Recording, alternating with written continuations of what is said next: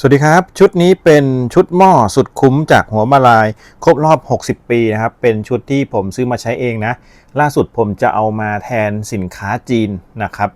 ตัวนี้ก็เป็นชุดที่ประกอบไปด้วยชุดหม้อ26เซนติเมตรนะครับเส้นผ่าศูนย์กลาง3ชิ้นแล้วก็จะมีถ้วยขนม3ชิ้นแล้วก็มีช้อนส้อม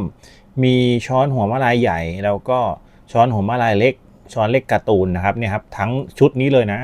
เข้ามาเป็นเซตแบบนี้ดูเหมือนว่าจะคุ้มมากผมก็สั่งออนไลน์มานี่แหละครับเดี๋ยวจะใส่ลิงก์เอาไว้ให้เช่นเดิมนะครับเนี่ยชุดของเขาสุดคุ้มเลยท่านใดที่กำลังมองหาหม้อชาบูแล้วก็เอาไว้นึ่งได้มาพร้อมชุดแบบนี้เลยนะครับเนี่ยเป็นข้อมูลของตัวสินค้าชุดนี้ตัวนี้นะมาพร้อมชุดแบบนี้ทั้งช้อนทั้งถ้วยทั้งหม้อนะครับสามารถใช้นึ่งได้สินค้าในกล่องก็จะมีตามนี้นะครับเดี๋ยวจะหยิบให้ชมทีละชิ้นเลยนะตัวนี้จะเป็นฝาหม้อดูดีมากนะครับตัวนี้เป็นฝาหม้อที่ออกแบบมาได้สวยตัวนี้จะเป็นหัวมะลายนูนๆนะแล้วก็ตรงนี้เป็นสแตนเลสนะครับแล้วก็อีกชิ้นหนึ่งตัวนี้จะเป็นตัวซึ้งนะครับออกแบบมาได้สวยมากเป็นสแตนเลสตัวนี้ก็บอกว่าเป็นสแตนเลสคุณภาพเกรดทำอาหารตัวนี้ก็เป็นยี่ห้อไทยยืนยันได้อยู่แล้วนะครับว่าหัวมะลายทำออกมาได้นี่เกรดมาตรฐานแน่นอนนะครับแล้วก็จะมีอีกชุดหนึ่งตัวนี้เป็นถ้วยขนมมาเป็นชุดแบบนี้แล้วก็มีช้อนเล็กเนี่ย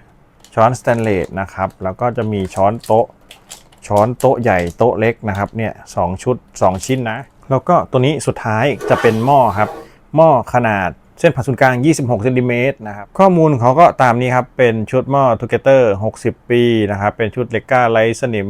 เกรดอาหารนะครับอันนี้ก็ถือว่าคุณภาพอยู่แล้วยี่ห้อนี้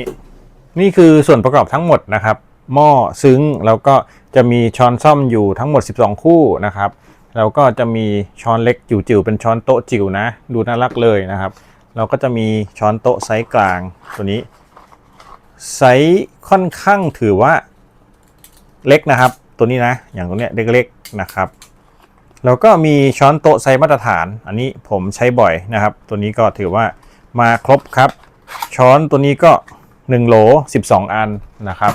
ตัวนี้ก็12อัน1โหลมี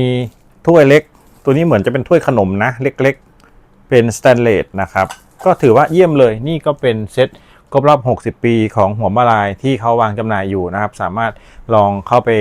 ดูสินค้าอ่านคอมเมนต์อะไรละเอียดแล้วก็สั่งซื้อได้ตามลิงก์ใต้คลิปนะครับผมเอามาโชว์ให้นะผมสั่งซื้อมาแทนของเดิมเพราะว่าก่อนหน้านี้ผมใช้หม้อจีนอยู่แต่ว่ามันเป็นสนิมเดี๋ยวผมจะเอามาให้ชมอีกคลิปหนึ่งผมจะเปรียบเทียบให้ชมว่าผมตัดสินใจเปลี่ยนหม้อของจีนทิ้งทั้งหมดเพราะว่าค่อนข้างกังวลกับอันตรายกับสารที่อาจจะตกค้างออกมาจากหม้อเวลารับประทานอาหารนะครับ